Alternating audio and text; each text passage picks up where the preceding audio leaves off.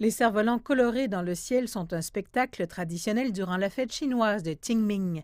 Luo Hangwen, un artisan qui fabrique des cerfs-volants à Beijing, raconte la signification de la tradition de faire voler des cerfs-volants lors de cette journée spéciale. Bien sûr, le beau temps et le vent sont une raison importante, mais il y a plus.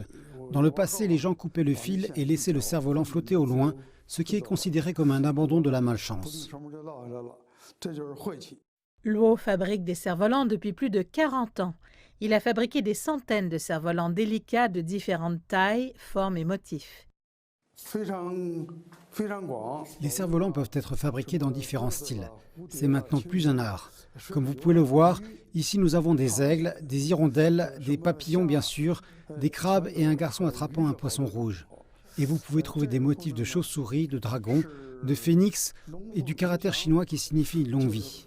Ce sont tous des signes de bonne fortune.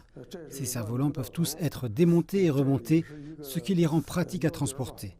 Luo dit que fabriquer un cerf-volant à la main n'est pas une tâche facile. Il commence par lier le cadre à l'aide de tiges de bambou, puis colle le tissu sur le cadre et peint le motif.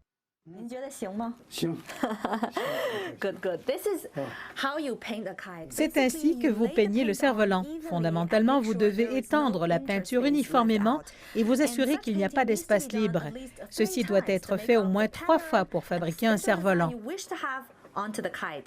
Chaque cerf-volant fait à la main est le résultat d'un design, d'un travail acharné et bien sûr d'un savoir-faire artisanal. Bien que les cerfs-volants puissent être produits en masse par des machines, Luo affirme que le savoir-faire et l'artisanat de fabrication à la main sont d'une grande valeur. Les cerfs-volants font partie du patrimoine culturel immatériel de la Chine et ils ont une histoire de plus de 2000 ans. Ils sont quelque chose que nos ancêtres nous ont légué. Nous devrions transmettre le savoir-faire.